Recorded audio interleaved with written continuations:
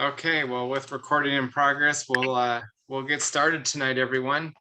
Welcome to our May Zoom meeting. This is now meeting number 4, and so far we have 34, or it looks like 36 people. So you maybe are finding this still interesting. So tonight, some of the items we thought we would cover based on comments or feedback or questions I've been getting. Is a little bit about writing misconducts, talk about summer tournament expectations, which only they just a couple weeks away.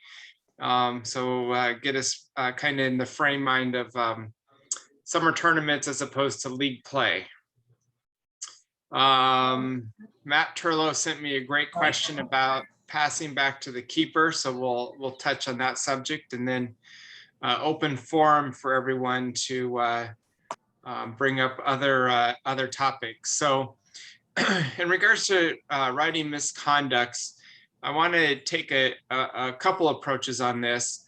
One, some resources to help you in writing misconducts. 2, actually writing a misconduct on the website so you can see the technology. So let's start with, just so I kind of went through and perused the misconducts on the website. I get the privilege of being able to see them and whether they get upheld or if they get denied. And so I think what I'll start with though tonight is first, on this particular match report, you'll see that from May 1st, I issued 2 cautions. So after I put my match report in, it gives me this prompt sometimes, but sometimes people tell me they don't see that prompt. So I don't know if that prompt takes a while to appear or not. But if for whatever reason you don't have that prompt and need to complete a misconduct report, there is another way in which you can do it. So if under referee, I go hit misconducts, here you'll see all my misconducts that I've written in the past. And luckily I have a pretty good record that they've been upheld. If they've been denied, it would say denied. For the most part, the only ones that are going to give you a status like that are Washington U soccer games and WPL games. The adult games aren't, those misconducts don't get reviewed and the status updated on our system. But if you're getting denied ones, that's a good one to maybe follow up with your assigner or reach out to me so that I can help you in regards to potentially why you are being denied. I will tell you, in looking through the reports tonight, the number of reasons why people get denied is because they don't have the player's name. So make sure you get rosters.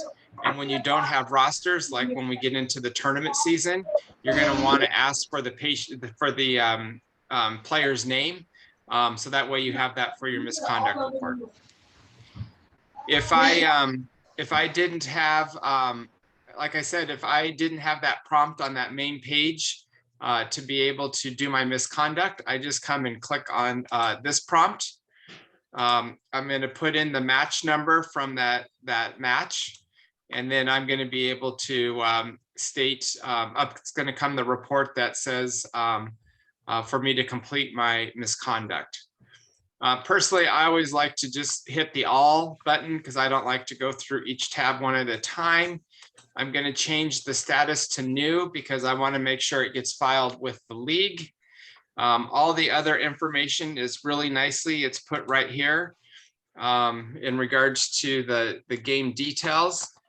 My player's name is Craig Allen, and his jersey number is 10. And he didn't play for Celtic. He actually played for Mercer Island. So I'll change that to Mercer Island. It was for a caution, and it was for unsporting behavior.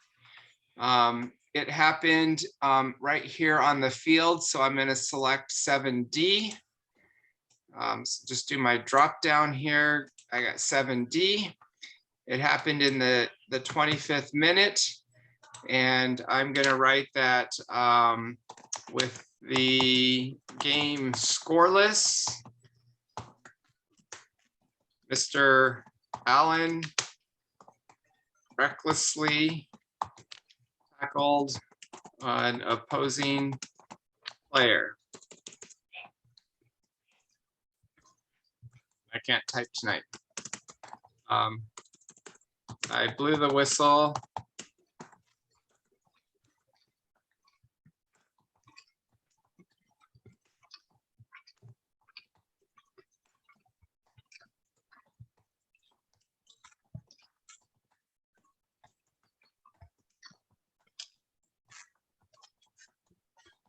I'd like to point out that when we submit our game reports, we would like to say opposing player and not opposing player. Yeah, you're funny, Jonathan. Okay, so there's my, I still can't get it right. I also don't think Mr. Aline did it.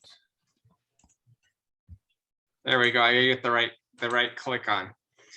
Okay, so when I'm completed my misconduct report, then I'm just gonna hit submit, and it's then gonna say that it says it was updated, and that's the misconduct report now. If I go back to referee, it should tell me, oh, it still tells me tells me I have a second one to complete. So that's how you actually file the match report on the website. Anybody have any questions on filing misconducts on RidgeStar websites? Yeah, you shouldn't misspell the player's name, Richard. Oh, did I do that too? Yeah, the Oh, first time in the report there. okay. Doesn't look Also, very don't good. have 97 messages in your inbox. Yeah, Yeah. that too might help. I think the system will actually stop you from getting games or requesting for games if you have more than one forget. unread message. So I think it stops you from self-assigning. Yep. Another tool that I think is very useful on the website is our document on cautionable and sending off offenses. So this document outlines, and I went and tried to look. I don't know of any publication that is newer than the 2018, 2019 document. If anybody knows of one, let me know and we'll get it posted. But this one does a great job of explaining what the different misconducts are for. And as long as you use language from this document, you will have a greater likelihood of your misconducts being upheld. And so I think in mine, I use the term reckless, and you'll find reckless in the UB section right there. Commits a direct free kick offense in a reckless manner. And so then my misconduct should hopefully be upheld. Any questions in regards to misconduct so far? Richard, I actually got one for you. What do you do if you can't find an authority for the league that you're doing? Like CPL does not have a authority tab for Cascadia, and I think the WWPL one got deleted as well. So like, what would you put for that one? So Colin, in that situation, I think you want to reach out to the assigner, and then they need to update the assignment so that the authority shows up correctly to start. It's not even an option like in the authority for like misconduct. So that's why I'm asking. Yeah, I think it's in there now. Is it? Okay, because I'm doing it right now. And I don't see it. Okay, then send me an email because I know that they're showing up in there. Okay, gotcha. Okay, then next I have some polling questions if there's no other questions. Hey, Richard, this is Katie. Yes. Yeah, it's not a question, more of a, I guess, a little bit of, it's a comment in that, you know, once you're trained, I'm a new referee, and, you know, once you go to training, you get certified, and all right, you're ready and you're excited to go do your first match, but you really don't get a tutorial on navigating the websites. I remember giving a caution, but I had no idea how to file a misconduct report. I didn't know what a misconduct report was. So just a comment for what we can do to help newer referees navigate the website and all that admin related stuff. Because I'm still kind of being baptized by fire in some of those admin related stuff. Yeah, we used to have, as part of the new referee clinic, there used to be a section on how to navigate the website. And when it went completely in person, that went away. Wasn't there a manual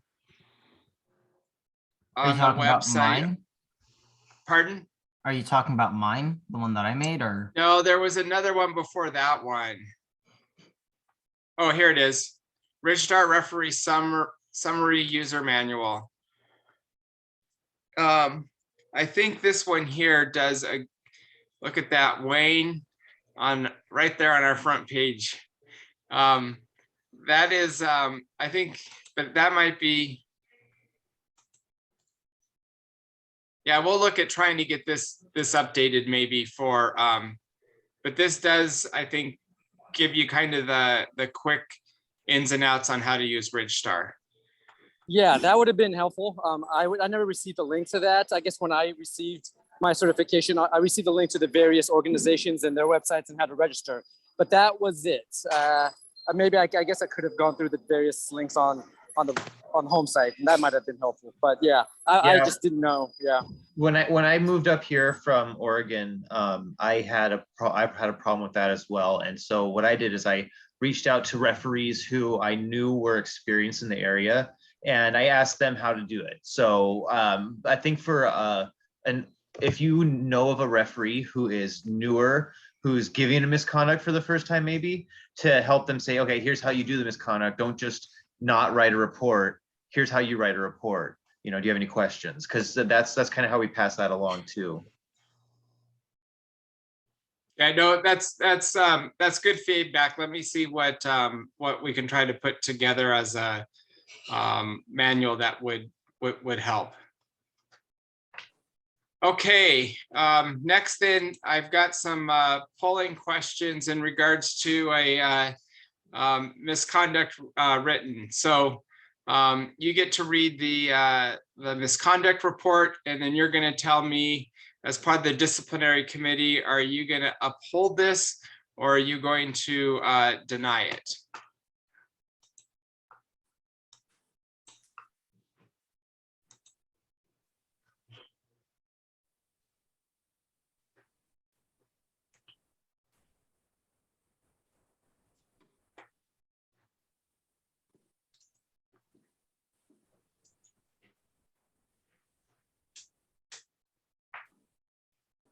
As is.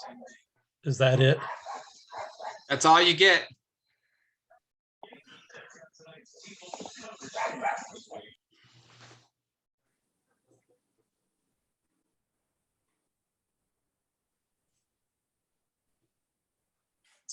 Okay. There's about 12 of you that haven't committed as a uphold it or to deny it.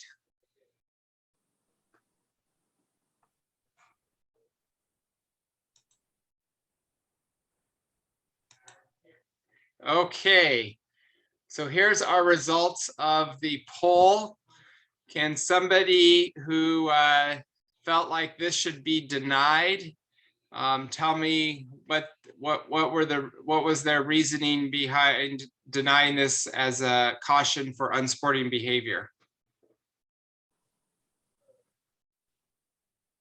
Well, I thought it was denied because in the description it just says that the player was fouled, and a foul would just be a normal free kick.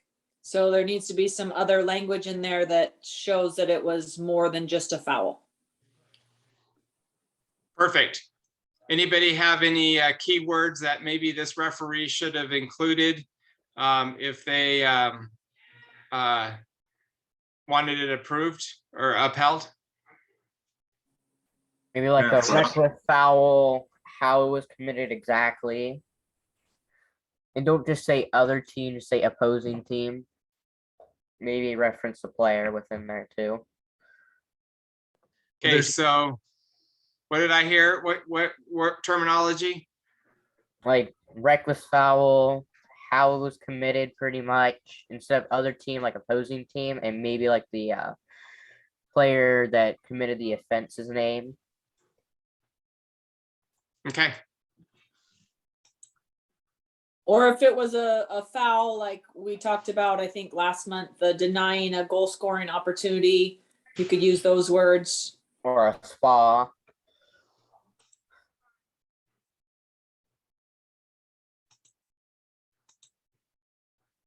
okay, let's go to the, see if I can get us to the next one. Here's your next one.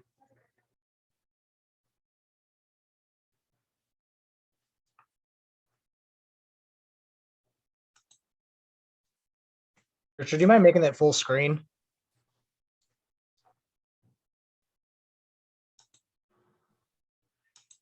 Just put your reading glasses on.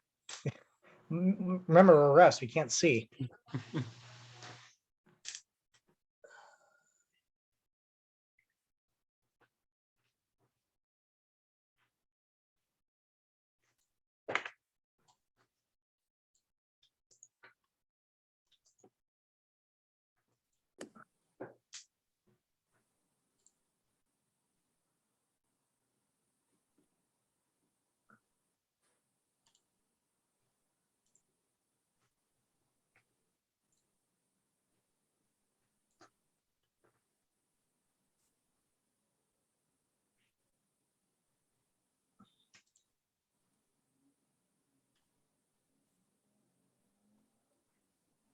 Okay, I think we've got enough respondents. Let me share the results. So we've got 91% that said that they would uphold this. So of that group, what does what were some of the things here that people felt like it was documented to be able to uphold it?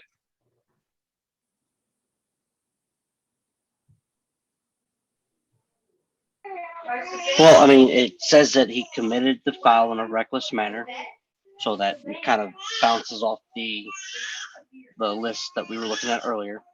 And he actually went in, he or she went in to explain what the player actually did, what kind of action he committed in that reckless manner. Perfect, Jason. Okay, we've got one more.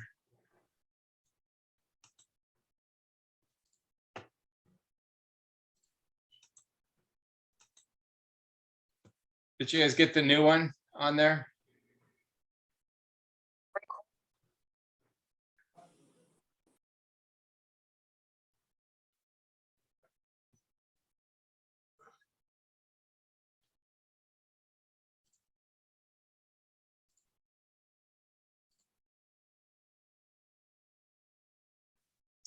Okay, I'm going to launch the polling question of whether or not you would uphold or deny this one.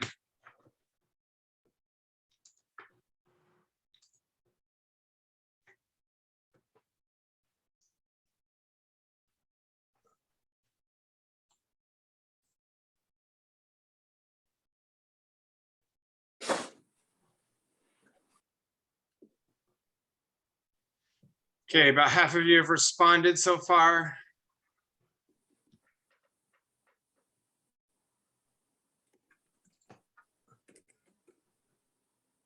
Okay, here we go.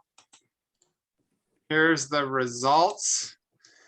We have upheld. Would somebody want to, on the upheld side, feel like they felt this one was documented in a way in which it could be upheld.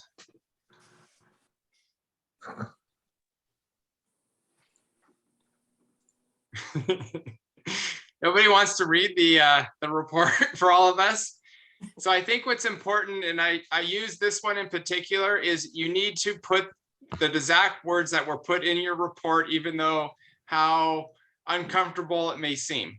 The disciplinary committee needs the actual words that are used so that way they can take the appropriate action. When we put in there that the player screamed profanity at an opposing player, you most likely would not get this upheld. It would be denied because we haven't provided them the information that's needed.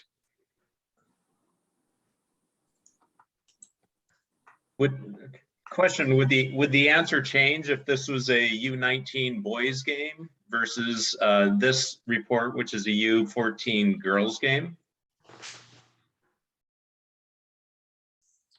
I don't think so, because it was at an opposing player.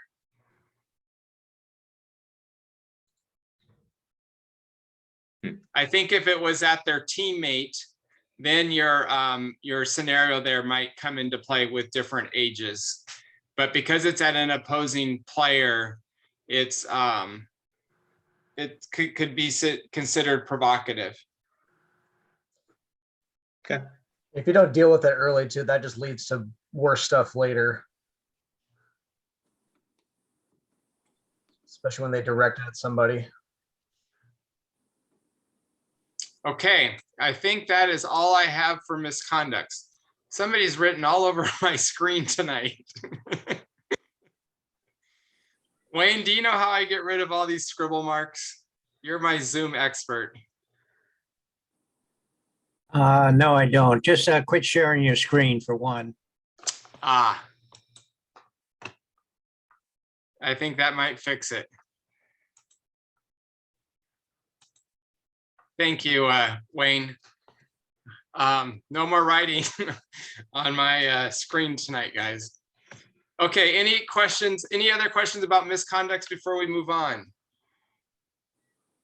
What is the difference between a misconduct report and a supplemental report? Yeah, so misconduct reports are because you've issued a caution or a send-off. Supplemental reports usually occur because of an incident that doesn't occur within the 90 minutes of your match. So a supplemental would often come into play because some type of issue arises after the game. Or you have a concussion on a youth game and there's no trainer at the field, so you may want to fill out a supplemental about that the player didn't come back on because of the head injury and following the concussion protocol. Does that help? Okay, thanks. It does. I had an incident not with NSO this weekend, but with QCSRA, where a parent had threatened to meet me in the parking lot to assault me because of an issue. And so I had to write a misconduct report as well as a supplemental report. So I was just wondering, like, a misconduct report, does it like stay within the organization, but a supplemental report may go up to a higher authority? A misconduct report is usually for something that was an offense that got a card included with it, whereas a supplemental report is for something that happened around the game, but not necessarily something that was a card. So a player getting a concussion, we don't give players cards for getting concussions, so we don't file a misconduct report for that. We file a supplemental report. Parent behavior or giving a coach a warning, for example, not a caution, but a warning. Those are other things that would fall under supplemental reports because there wasn't a card attached to it. Okay, yeah, and I'm not quite sure why you're asked to fill out both. That wouldn't be what I would typically see as the scenario. Yeah, I wasn't sure either, but that's what they asked me to do, so I did. Yep. Okay, we'll move into tournaments. So just as a reminder, here's all the summer tournaments posted on the NSO website. As you can see, there's several. There's 4 in June. There's another 5 or 6 in July, and 2 in August, and 1 in September. So we have a busy season coming up just when you thought you had ran out of games to do. So we're going to kind of walk through, what do the assigners expect of you at tournaments beyond officiating the match itself, and are somewhat considered different than maybe during the league play. So here we go with question number 1.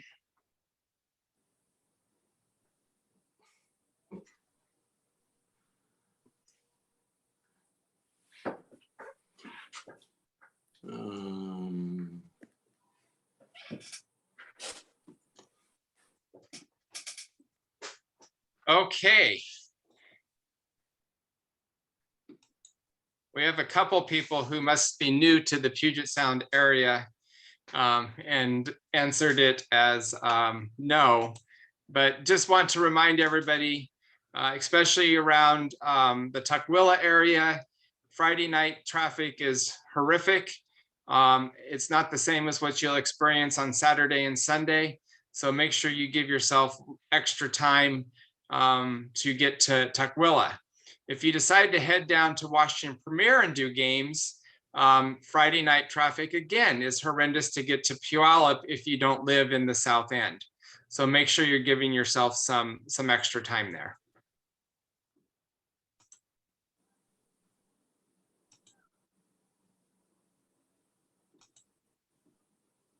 Okay, next question then is about reporting scores.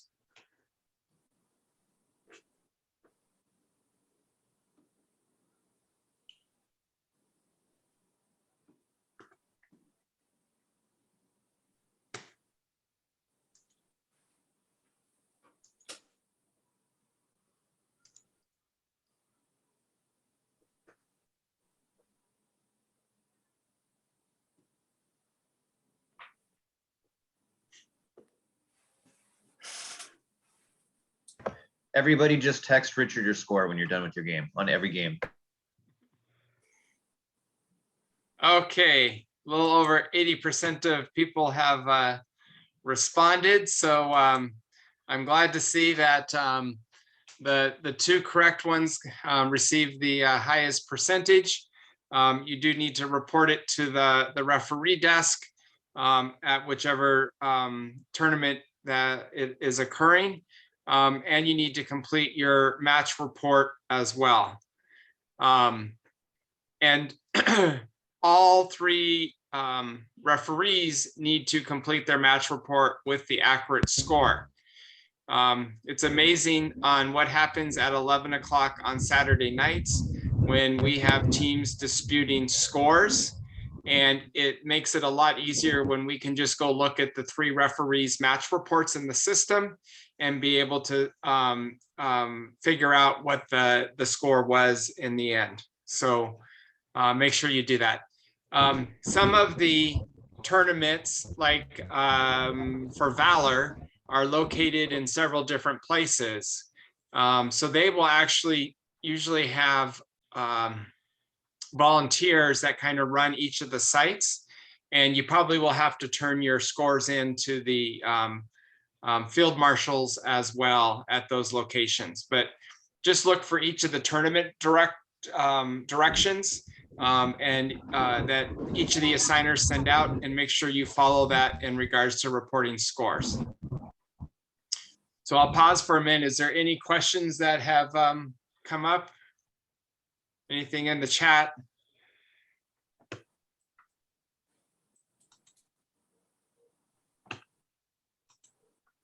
Okay, let's talk about the schedule.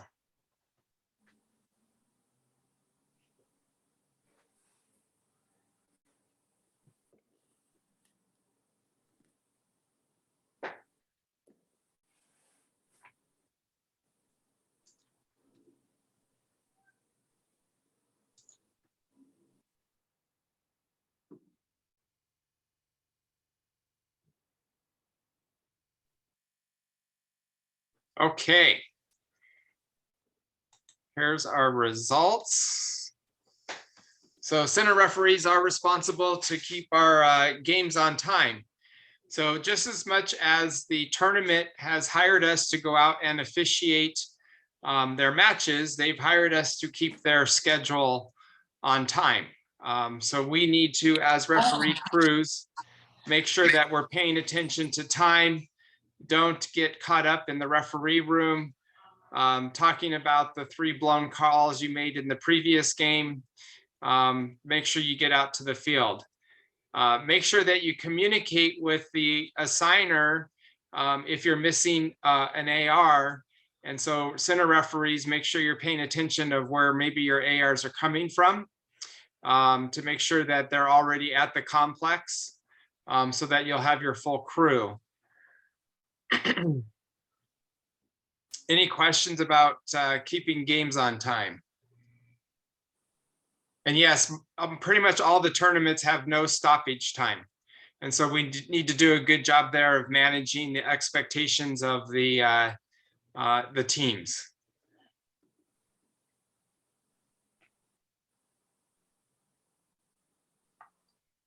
Okay. We'll go to the next one.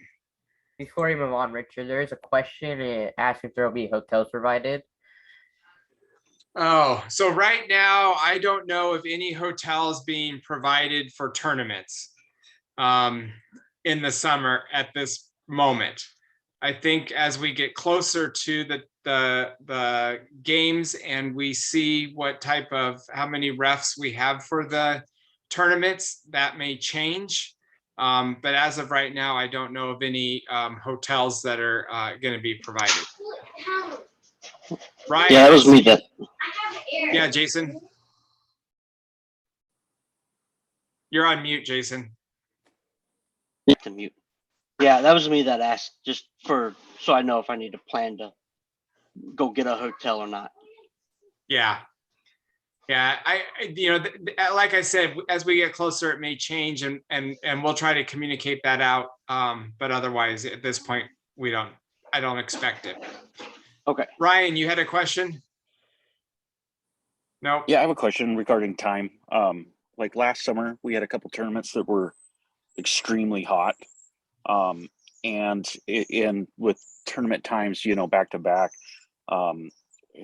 is it up to the center if you believe the kids need an extra like water break? Then like I did one that was like 101 degrees, right? We were all dying. They told us like 2 water breaks, mid at each, but I felt like adding an extra water break was the safe and proper thing to do, but that also messes with the gameplay and tournament down the line. So, is it on us to make that decision on a water break, or do we just have to stay with the bylaws of each tournament? So definitely the tournaments usually communicate with us in regards to water breaks. Now, let's say they said, yeah, you should have 2 water breaks per half. But you've got teams coming in. So the tournament at that point really has taken responsibility for hydration and the heat. If you have a coach that comes up to you to start your game and says, we really would like a 3rd water break for our players. And the other coach is standing there in earshot and says, yeah, I agree. I think we should have 3.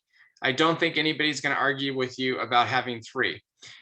I think the important part, though, is 1, say, hey, I'll make this exception for you. And if you want to do this in the tournament later, you need to check in with the referee before the game. And 2, there will be no added time for this. We still have to play within our 30 minutes as long as we get started on time. Cool. Okay, next is referee attire. So this is another multiple choice one.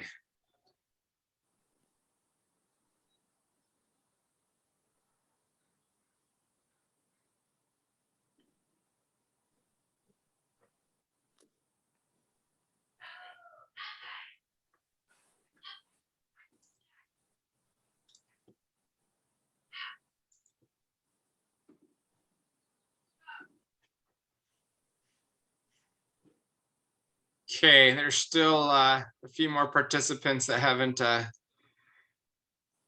put their answers in. Perfect.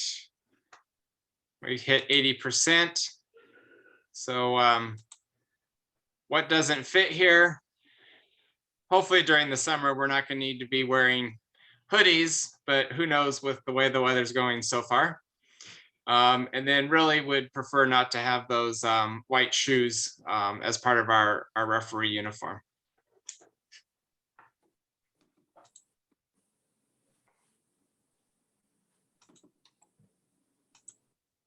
Okay, spectators.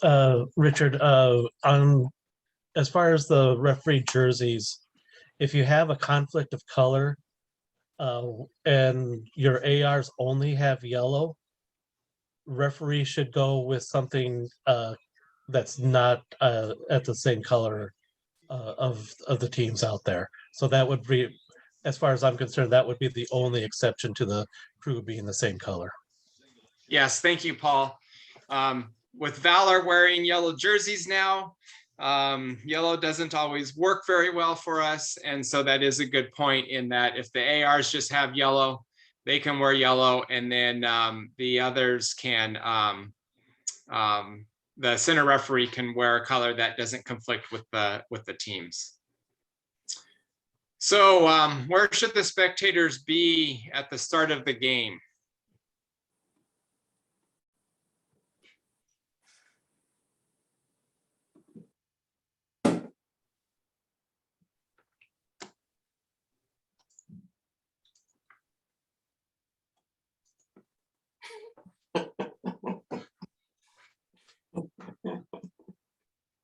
Okay, we're almost to, there we go, 80% participated.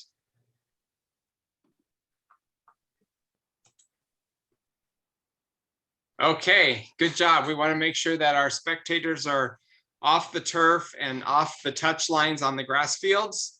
So that it's amazing that when we get the spectators off the turf, especially on fields 2, 3, and 4, how less involved they seem to become. And then the spectators should be on the opposite side of the technical areas where the teams are housed.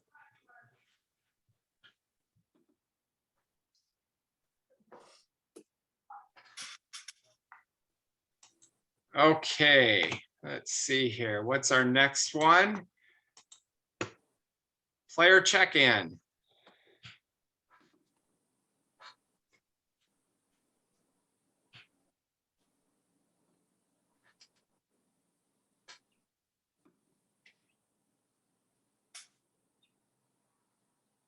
This is for tournaments. This is for tournaments.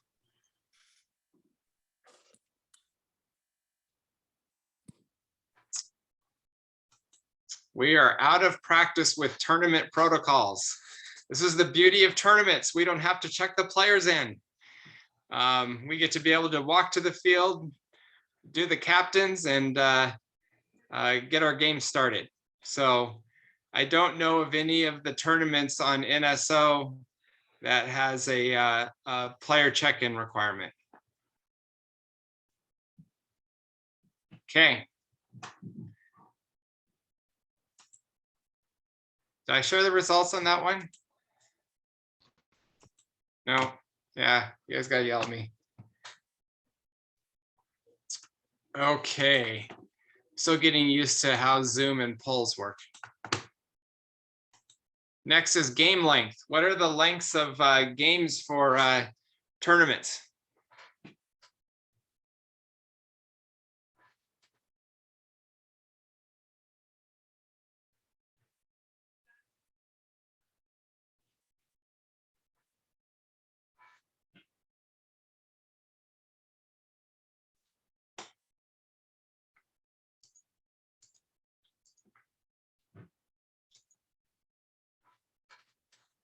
Okay, we've hit the 80% mark. So absolutely correct. We've got usually our U12 and below are going to be 25 minutes.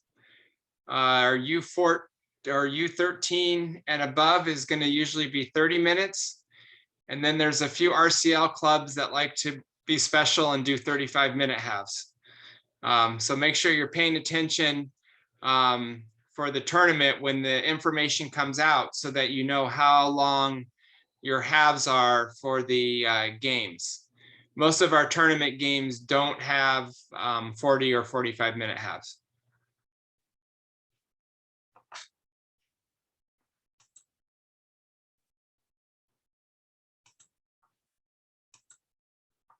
Okay, misconduct reports.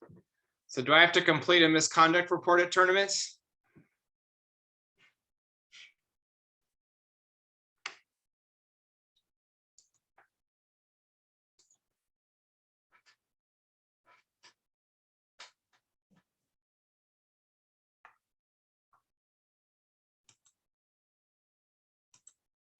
The answer is yes, you have to complete misconduct reports.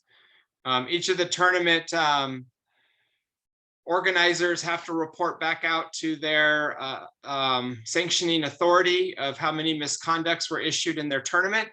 And so we need to make sure we're filling out our misconduct reports so that they can complete that requirement. And I think we're getting to the end here. Last question of the night.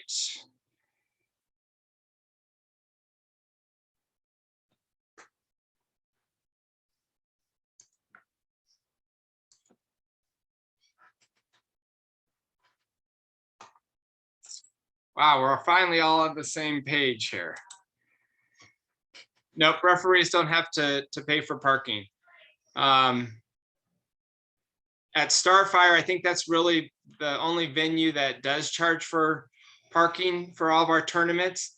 And you just need to show them your referee badge so that way you can get in, let them know you're a referee, and you don't have to pay the $6 or the weekend fee. So with that, anybody have any questions in regards to tournament expectations? Or Craig, I know you're on. Is there anything you want to add? Richard. Yep. The Starfire, you may be required to park in a certain area being a referee. So if they tell you to go park in a certain area, you got to do that to get the free parking. Yep.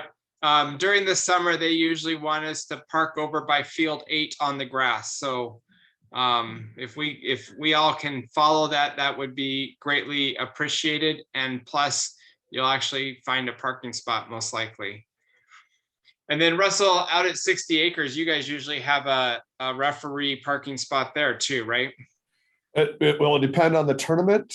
We try to use that east lot above the referee area when we can, but it's susceptible to mud. So if it gets rainy, they will close that and force everybody to park with everybody else because they can't tear it up too much.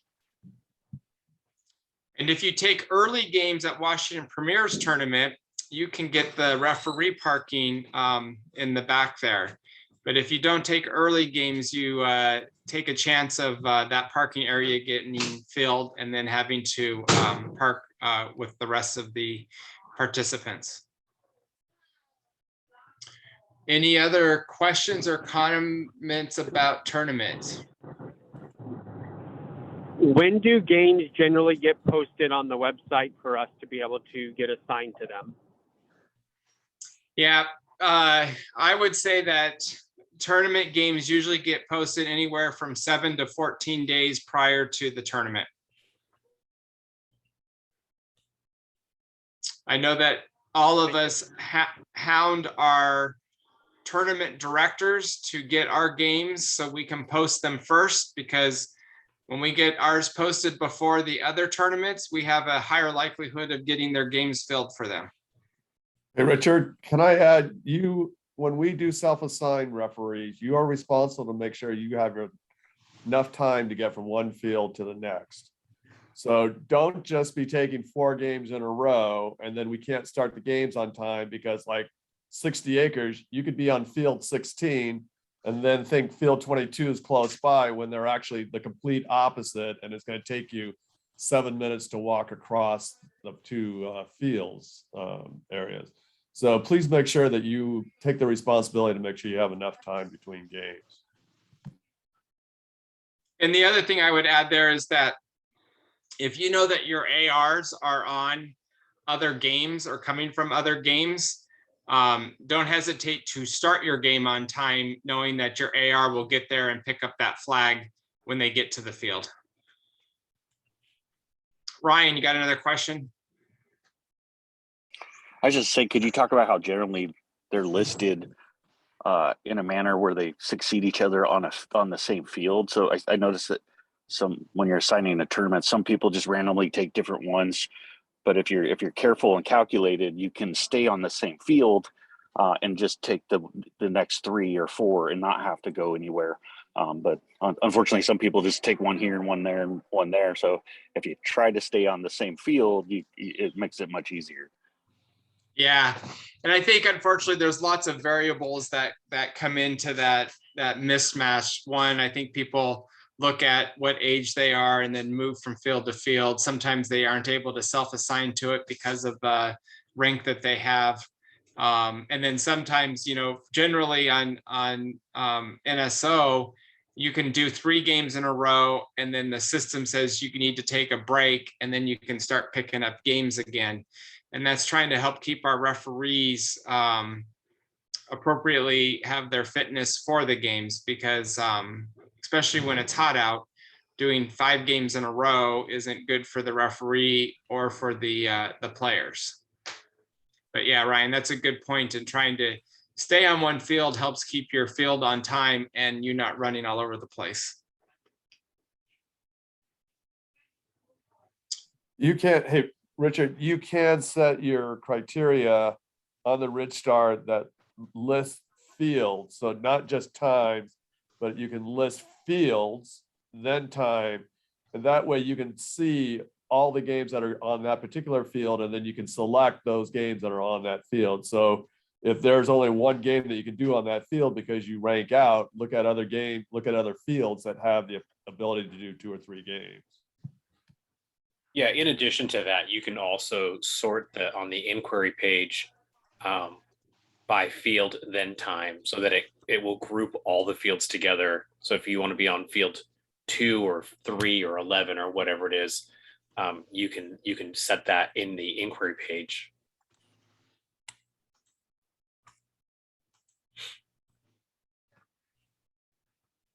So down on the sort. Unfortunately, there's not a lot of games out there right now. But if I go here and sort by date, field, time, yep, then it will give it to me in that way.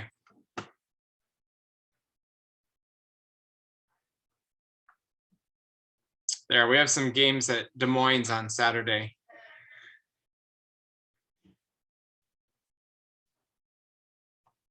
Okay, I will keep us moving here. Next item is pass back to keeper. So I think this is an area where we have some gray, and I thought maybe based on some conversation on the participants, we could have some less gray on this one. So here's what's in the laws of the game in regards to Richard? when a ball is passed from a defender to the goalkeeper, and the goalkeeper picks it up. Can you make this full screen, Richard? Thank you. Yep. So I don't know if anybody wants to throw out some ideas on how they decide whether or not it is a deliberate kick to the keeper, or if it is, what other criteria may you use to determine whether or not to award a foul for this?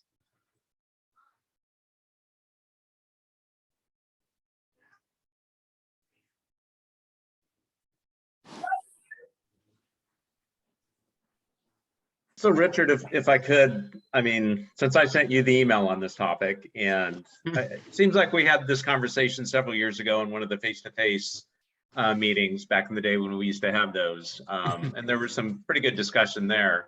And I remember a half a dozen years or so ago, I think I called, I want to say 7 passbacks to the keeper, you know, in one fall season, and it's kind of like, that's probably a lot. And I don't do a ton of games, as you know. But this one situation that arose yesterday with me being the center of a U16 boys game, and I saw it a couple times during high school boys season, just recently, where the situation that I presented to you by email was the attacking team having the ball around the halfway line, and they play a through ball. And you have a defender and attacker running just shoulder to shoulder, right, towards the goal. And the defender is just a half a step ahead and is able to get a toe on it and punches the ball forward. And, you know, we could probably talk about a half a dozen different, you know, what ifs. But in one situation, the ball was kicked kind of to the side of the goal, but the keeper then sprinted over, dove, and in saving a corner kick, handles the ball. The situation I had yesterday was, again, attacker and defender running shoulder to shoulder, and the defender kicks the ball directly at the goal.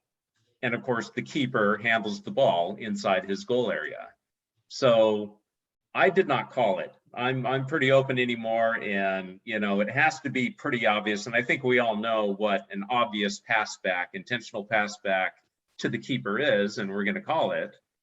But it's all those other weird situations that might arise, like this one. And I wouldn't have thought twice about it, except for both of my ARs. And this was, by the way, too, about 20 minutes in the first half, a 0-0 score. Is that an intentional pass back to the keeper that should have been blown? Both my ARs thought so. I said, no, I didn't think so. I didn't think it was an intentional pass back. So that's the context of why I thought maybe we could have some discussion on this.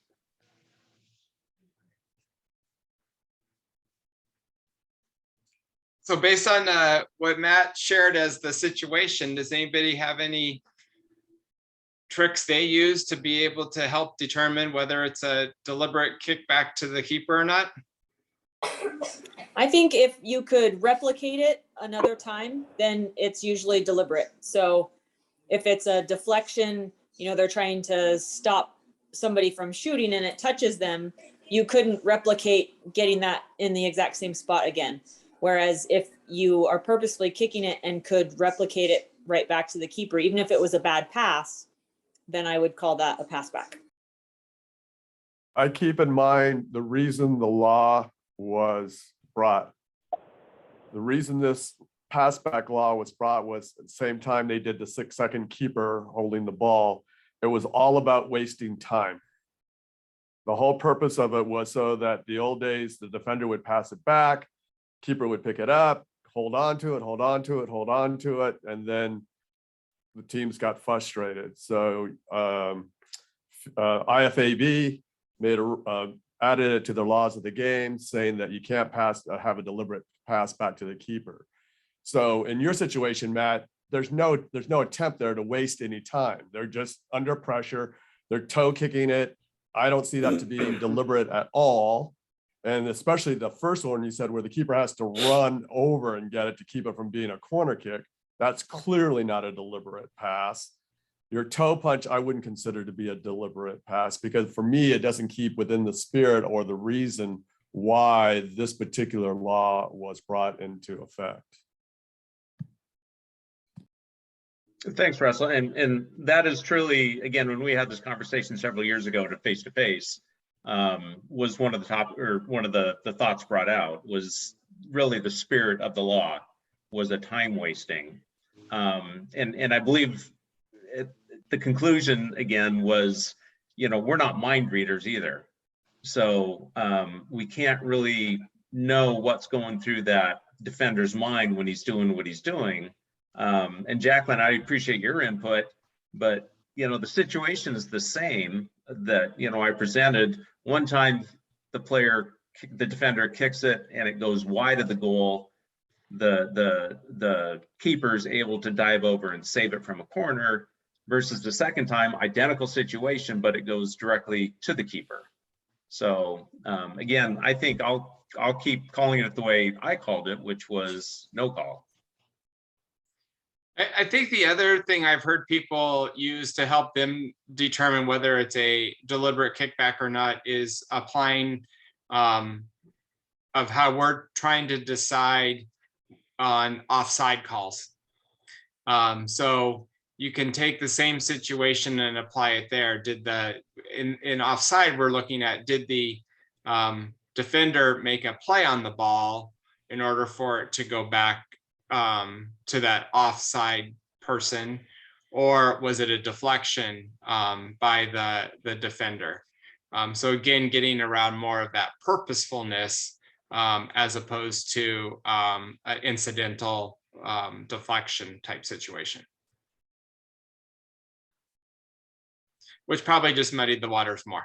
Yeah, I would personally be very careful about using the criteria for offside in determining a deliberate pass, because in your scenario, Richard, a defender could deliberately make a kick forward, wind picks it up and goes back, and the keeper picks it up. Are you declaring that to be in the eyes of the laws of the game, that would be a deliberate play, therefore there's no offside? But now if the keeper picks up the ball, are you going to say that was a deliberate pass to the keeper? I don't think you'd be able to sell that anywhere, right? So I think you have to be a little bit careful. I've had some people suggest that they see that the foot opens up, so they're making contact with the inside of their foot and making a pass looking like directly going back towards the keeper. In that sense would be another idea that I would suggest people look at. Like a toe punch, no, but did they actually open up their foot? Did they actually make what you would see 80% of the time is a good pass? That other players would make a pass by using the inside of their foot to make that play. Yeah, I've been told previously to look at the orientation of the hips. When you're running back with an attacker, you're not necessarily oriented towards the goalkeeper, whereas if you're passing back to the goalkeeper, generally you are facing the goalkeeper and you're opening up your body to them generally. So that's kind of how I look at it. Let me add one more, and that is, does he look back to the goalkeeper before he makes the pass? So if he raises his head and looks to find out where his goalkeeper is before he makes an action on the ball, that's another good strong visual cue what's going to happen. Yeah, I think that's a good point, because you also look at the skill level. So at lower ages, we're probably not going to call that. At the higher ages, players are going to be more deceptive about their play, and the intent is, I'm trying to possess and retain the possession of the ball, and so the pass back is occurring at the higher age and higher skill level.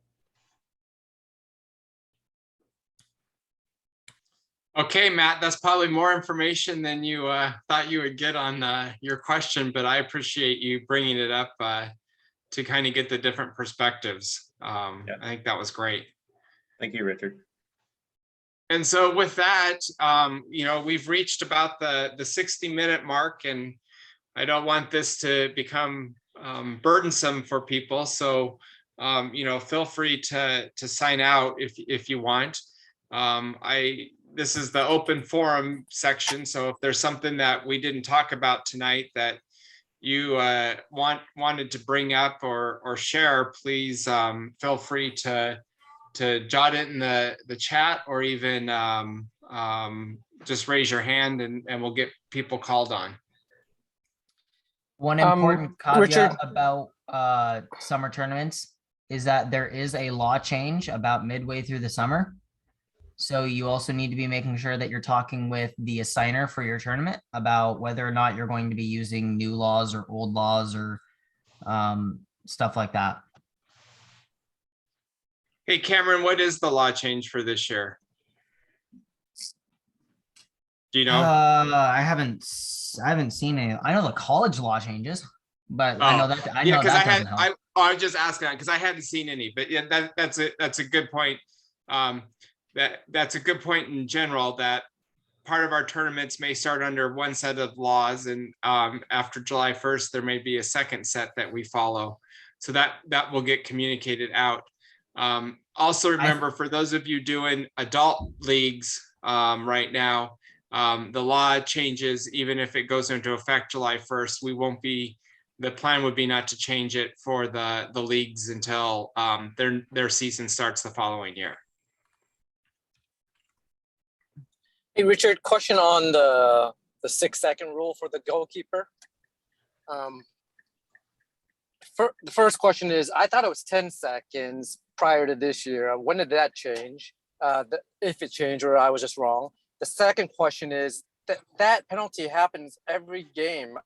How strict are the referees calling that? I assume we're only calling it towards the end of the game when it's clearly they're doing it to waste time. But during the course of the game, keepers are holding out to get their players in position, etc. They're not releasing it after 6 seconds.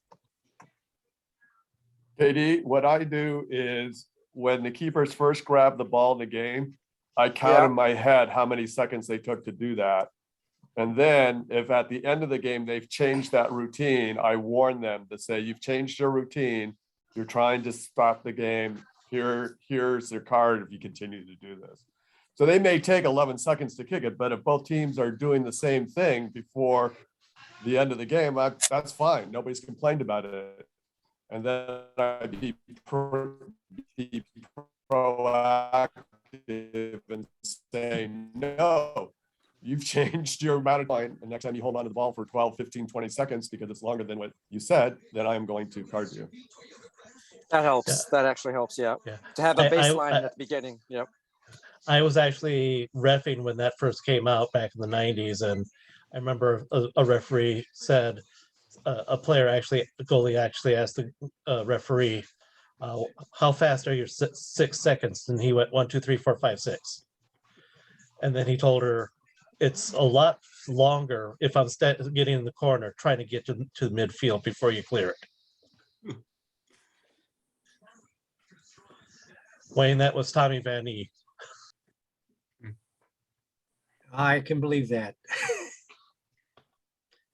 Also, you have another tool at your disposal, and that's your voice. If you see the goalkeeper is delaying the game, you can say, come on, goalkeeper, let's go, and kind of do a beckon with your arm and kind of do a little proactive before you start, either whistling it or booking the goalkeeper.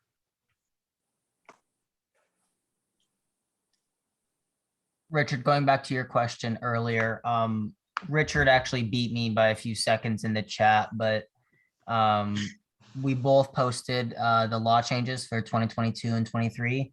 Most of them seem to just be clarifications of wording of the laws, and I'm not seeing anything like any major changes to like offside or handball or anything like that. So the players still can't handle the ball to get the ball down the field, huh? Yeah, unfortunately, I don't know why they haven't changed that. I think that conversation around the goalkeeper in 6 seconds is what I walk away from the feedback that was provided is really about us being proactive referees and being aware of what's occurring on the field.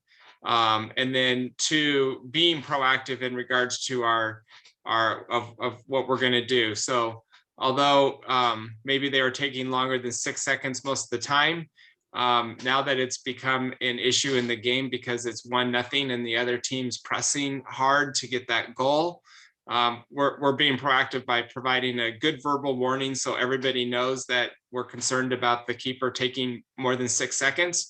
And so now it's all on the keeper in regards to what they do around 6 seconds. So if I end up having to call it now, no one's surprised because I gave a good loud verbal warning.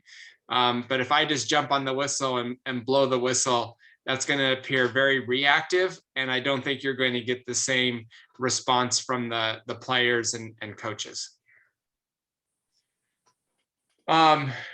Anything else that has been in the chat, or anybody else have any other questions? Hey, Richard, Jamie Bloomstein here. If you guys got a couple more minutes, I'm a newer referee. Most of you know me coaching through PLU. I've been coaching college soccer for 22 years, and now I'm reffing. I had a situation in a WPL game. This was back on April 24th. Girls U13 bronze. I was a center referee. My son was an AR, and we did not have a second AR. It was a U13 bronze consolation game, and the one team only had 7 players. So again, it was in a sense a meaningless game. There was no bearing on the standings. It was Steel United and Nortac, and so Nortac had 7 players. 1:30 kickoff, and so like, hey, you guys, more players coming. It was a hot day, and the Steel coach had offered, hey, we can loan them a couple players, and we'll just kind of play it as a scrimmage. I said, okay.